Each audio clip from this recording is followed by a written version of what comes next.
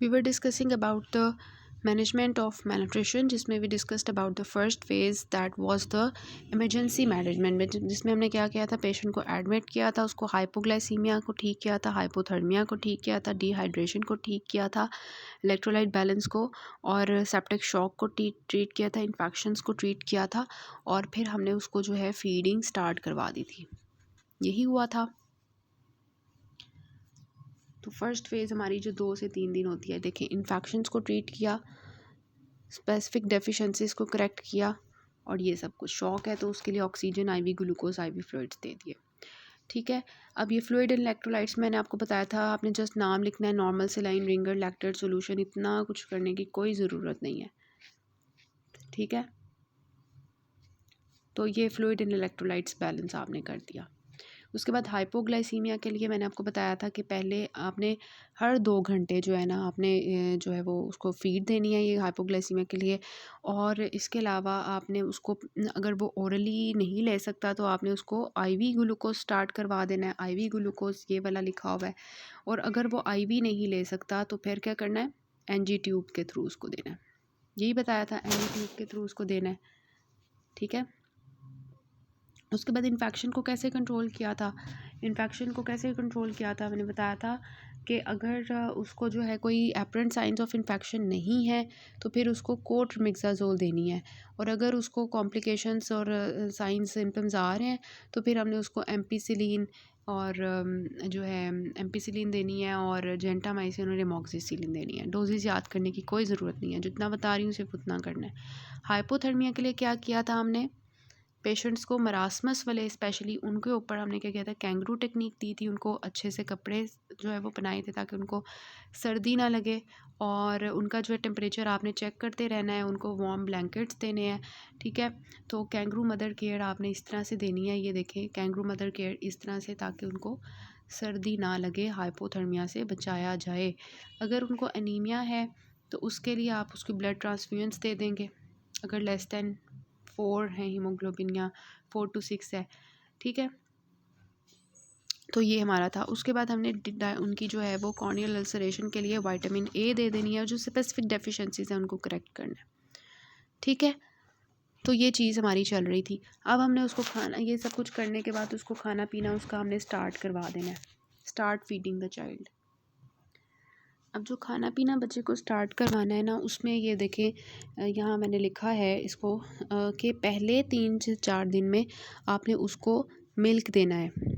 ठीक है। दूध पिलाना है 90 to 50 मिलीग्राम्स पर केजी। ठीक है। उसके अगले 3 से 4 दिन में आपने क्या करना है, एक सॉलिड फूड जो है वो एक दिन में एक दफ़ा एक सॉलिड खुराक देनी है और बाकी दूध पिलाना है। ठीक है। मतलब आहिस्ता आहिस्ता आप पहले लिक्विड मील की तरफ जाते हो और फिर आहिस्ता आहिस्ता उसको सॉलिड की तरफ लेके आते हो। तो जो पहले 3 से 4 दिन है उसमें आपने मिल्क दिया, अगले 3 से 4 दिन में आपने एक दिन में एक सॉलिड फीड दी, उसके अगले 3 से 4 दिन में आपने उसको एक और सॉलिड, मतलब 2 ऐड कर दी, मतलब कि पहले एक थी अब 2 हो गई हैं। और 20th डे पे आपने उसको 3 सॉलिड्स जो फीड हैं वो पर डे कर देना है। तो पहले आपकी एक थी, फिर 2 और फिर 3। ठीक है। 20th डे पे। तो इस तरह से आप जो है उसको जो है वो स्टार्ट फीडिंग करवाते हो। अब ये वाला जो इनिशियल मैनेजमेंट थी इसकी समझ आ गई है आपने किस तरह से सब चीज़ों को ठीक करना है और उनकी फ़र्दर एक्सप्लेनेशन। अब नेक्स्ट चीज़ होती है रिहेबिलिटेशन। ठीक है। अब जो रिहेबिलिटेशन है इसमें रिहेबिलिटेशन जो है इसमें अर्ली रिहेबिलिटेशन है which is actually 3 to 7 days और लेट रिहेबिलिटेशन है विच इज़ 2 to 6 वीक्स। इसमें हमने क्या करना है, रिहेबिलिटेशन कब स्टार्ट करनी है, जब बच्चा जो है उसकी एपेटाइट जो है वो वापस आ गई है। ठीक है। और ऐसा बच्चा जिसको एनजी ट्यूब लगी हुई थी, अब उसकी एनजी ट्यूब रिमूव हो गई है, इसका मतलब अब हम उसको रिहेबिलिटेशन की तरफ लेके जा सकते हैं, क्योंकि वो उसकी भूख भी वापस आ गई है, एपेटाइट भी ठीक हो गई है और एनजी ट्यूब भी उसकी उतर गई है। तो हमने जो है कब उसकी रिहेबिलिटेशन स्टार्ट करनी है, जब बच्चा खाना पीना शुरू कर देता है, ईटिंग वेल, बच्चे की मेंटल स्टेट जो है वो ठीक हो जाती है, वो हंसना शुरू कर देता है, बातें करना शुरू कर देता है। ठीक है, बच्चा बैठना शुरू कर देता है, क्रॉल करना शुरू कर देता है, खड़ा होना शुरू कर देता है, चलना शुरू कर देता है, उसका टेम्परेचर बिल्कुल नॉर्मल हो गया है, उसको कोई डायरिया वॉमिटिंग नहीं है, कोई एडिमा नहीं है, और उसका वेट जो है वो बढ़ता मतलब नॉर्मल वे में बढ़ता जा रहा है। मतलब कि 3 कंसेक्टिव डेज़ में उसका 5 kg जो है ना, रोज़ाना उसका 5 kg वेट बढ़ रहा है। तो इस केस में हमने उसकी रिहेबिलिटेशन स्टार्ट कर देनी है। समझ आ गई कि खाना पीना शुरू कर दिया है, बातें कर रहा है, चलता फिरता है, टेम्परेचर नॉर्मल है, कोई डायरिया वॉमिटिंग नहीं है, वेट ठीक एक दिन में जो है 5 kg वेट बढ़ रहा है, तो इसका मतलब कि बच्चा रिहेबिलिटेशन की तरफ हम लेके जा सकते हैं। तो इसमें हमने क्या करना है, जो है डिपेंडिंग अपॉन के बच्चे की एज क्या है, डिपेंडिंग अपॉन के बच्चे की एज क्या है। अगर बच्चा जो है वो 2 साल से छोटा है, ठीक है, मतलब 24 मंथ से छोटा है, तो उस केस में हम उसको लिक्विड्स या सेमी सॉलिड्स शुरू करवाएंगे। ठीक है, लिक्विड्स या सेमी सॉलिड्स। अगर बच्चा 2 साल से बड़ा है, मतलब 24 मंथ से ज़्यादा का है, तो उसको हम सॉलिड फूड स्टार्ट करवाएंगे। ठीक है, साथ में हम क्या करेंगे, उसको रिहेबिलिटेशन में हम उसको खाने के साथ साथ सप्लीमेंट्स देंगे, in which we have folic acid, iron, ताकि उसकी अनीमिया ठीक हो जाए। तो फॉलिक एसिड जो है वो हमने क्या करना है, कितना देना है, पहले दिन उसको 5 mg फॉलिक एसिड देना है, और फिर उसके बाद 1 mg देना है पर डे। पहले दिन 5 mg, उसके बाद हर दिन 1 mg पे ले जाना है। आयरन सप्लीमेंट्स कितने देने हैं, 3 महीने के लिए आपने रोज़ाना 3 मिलीग्राम पर kg पर डे जो है वो आपने उसको आयरन देना है 3 महीने के लिए। ठीक है, ये उसके सप्लीमेंट्स हमने ऐड कर दिए। मैं आपको इसको एंड पे रिपीट कर दूंगी। फिर इसके साथ साथ जब उसको आप खाना खिला रहे हो, सप्लीमेंट्स दे रहे हो, आपने उसका रोज़ाना वेट मेजर करना है। ठीक है, वेट मेजर करना है और देखना है कि क्या उसका जो वेट है वो रोज़ाना 5 kg से ज़्यादा बढ़ रहा है। ठीक है, तो इस तरह से आपने उसकी रिहेबिलिटेशन करनी है। रिहेबिलिटेशन के बाद आप क्या करोगे, बच्चे को डिस्चार्ज करोगे। तो डिस्चार्ज कब करोगे बच्चे को, जब बच्चा ठीक हो जाएगा। ठीक है, उसको हमने अच्छे से ट्रीट कर लिया है और उसका EPI स्केड्यूल कंप्लीट हो गया है। उसकी मदर कह रही है हाँ, अब मेरे मदर चाह रही है कि हाँ अब मेरे बच्चे को छोड़ दें हॉस्पिटल से, मैं उसको घर लेके जाना चाहती हूँ, और उसको कोई इन्फेक्शंस के साइंस नहीं है, और मतलब वो बिल्कुल ठीक हो गया। तो अब आपने उसको डिस्चार्ज कर देना है। तो रिहेबिलिटेशन की समझ आई कि आपने रिहेबिलिटेशन कब स्टार्ट करनी है आफ्टर इनिशियल थेरेपी, और आपने रिहेबिलिटेशन में करना क्या है। अगर बच्चा 2 साल से छोटा है, लिक्विड से स्टार्ट करो, अगर 2 साल से बड़ा है, सॉलिड से स्टार्ट करो। सप्लीमेंट्स में फॉलिक एसिड है, आयरन है। फॉलिक एसिड जो है वो आपने पहले दिन 5 mg देना है, उसके बाद 1 mg पे लेके जाना है। आयरन आपने जो है 3 महीने के लिए 3 mg पर kg पर डे देना है।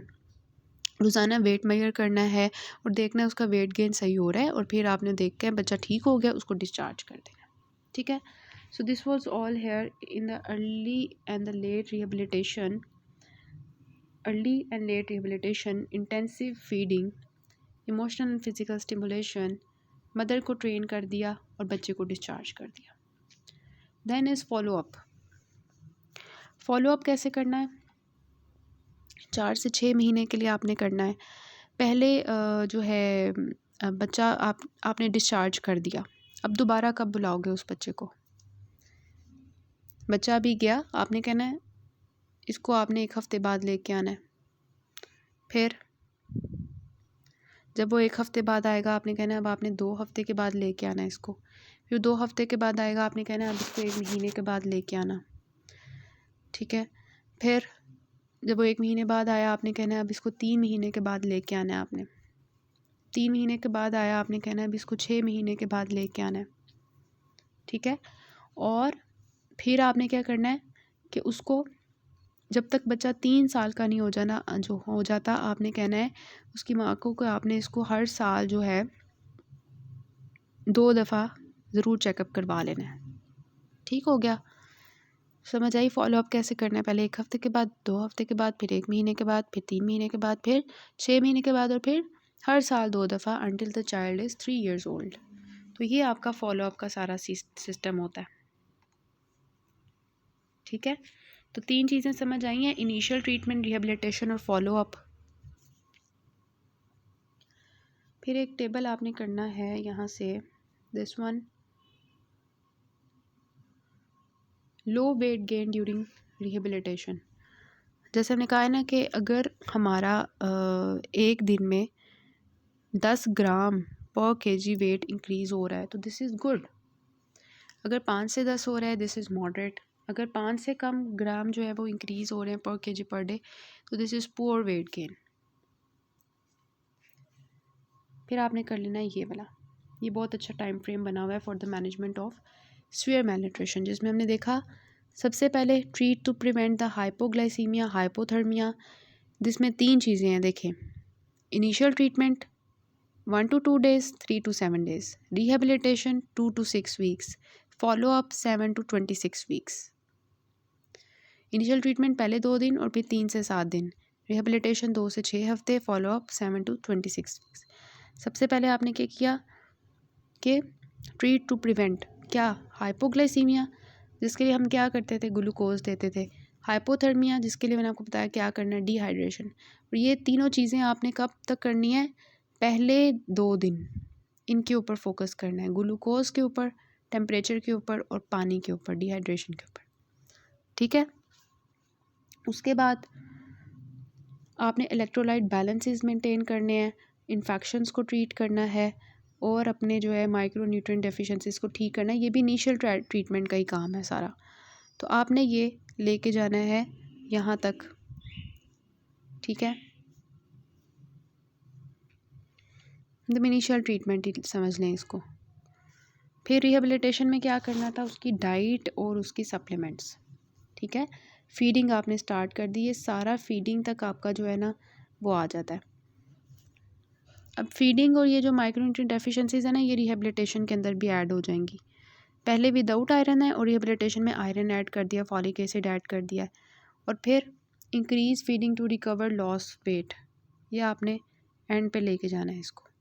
ये सारी हमारी प्लान होता है the management of severe malnutrition in the child. अब हम इसके यूक्यूज करते हैं। सो 4 years old child with 2 years history of poor weight gain, lethargy and diarrhea। जब आपने देखा तो उसको क्या हुआ था, gross abdominal distension and muscle wasting. So muscle wasting किस में होती है, मरासमस में। आपने डीडीज बताने हैं, you will write marasmus, kwashiorkor, coeliac disease, tropical sprue. ठीक है, क्योंकि इसको डायरिया है ना, तो आप ये सोच सकते हो कि इसको सीलियक डिजीज़ होगी शायद।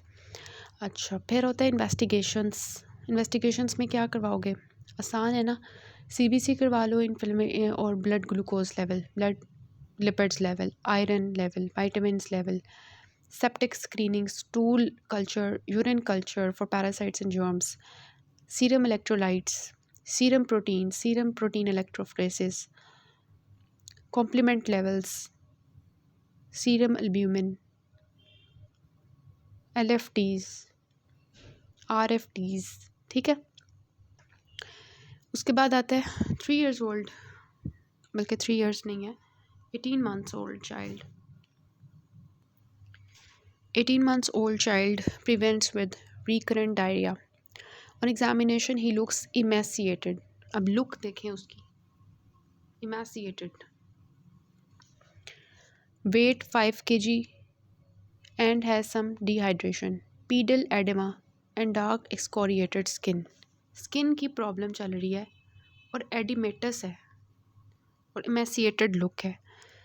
तो अलर्ट था मेरास्मस में एडिमा नहीं था, मेरास्मस में स्किन चेंजेस नहीं थे। क्वाशियोरकर में क्या था, इमेसिएटेड लेथार्जिक लुक थी। क्वाशियोरकर में एडिमा था, क्वाशियोरकर में स्किन चेंजेस, हेयर चेंजेस थे। So this will be kwashiorkor. How will you evaluate the child, तो इवेल्युएशन आपको हमने पढ़ी थी। सबसे पहले हिस्ट्री, एग्ज़ामिनेशन कैसे करेंगे, और फिर इन्वेस्टिगेशंस क्या करेंगे, वो सारी आप लिख देंगे, ठीक है। और उसके बाद आ जाता है मैनेजमेंट। तो मैनेजमेंट आप 3 तरह से लिखोगे। इनिशियल ट्रीटमेंट 2 to 3 डेज़ का, रिहैबिलिटेशन जिसमें आप करोगे फॉर द 2 to 6 वीक्स, और फिर follow up for up to the follow up for 2 to 26 months, 26, ठीक है। तो इसमें up to 2 years of age. अच्छा, इनिशियल ट्रीटमेंट में क्या करना था, याद है आपको? Hypoglycaemia, hypothermia, dehydration, electrolyte balance infections को कैसे ट्रीट करना था, विटामिन डेफिशिएंसीज को ठीक करना था, एनीमिया, हार्ट फेलियर को, और फिर स्टार्ट फीडिंग में मैंने आपको बताया था किस तरह से आपने पहले दिनों में 3 से 4 दिन में क्या करना है, और फिर उसके बाद, ठीक है। रिहेबिलिटेशन में अर्ली रिहेबिलिटेशन, लेट रिहेबिलिटेशन, उसमें आपने बताना है कि अर्ली और लेट रिहेबिलिटेशन आपने कब स्टार्ट करनी है, और जो है आपने उसमें क्या देना है, और कौन से सप्लीमेंट्स देने हैं, वेट रिकॉर्ड करना है और डिस्चार्ज कर देना है। फॉलोअप में आपने कब कब फॉलोअप करना है, वो आपने डेट्स लिख देनी है, और जो है हाँ, फॉलोअप में आपने डेट्स लिख देनी है कि इस वक्त आपने फॉलोअप करना है, ठीक है। So this is all about this chapter, mail nutrition.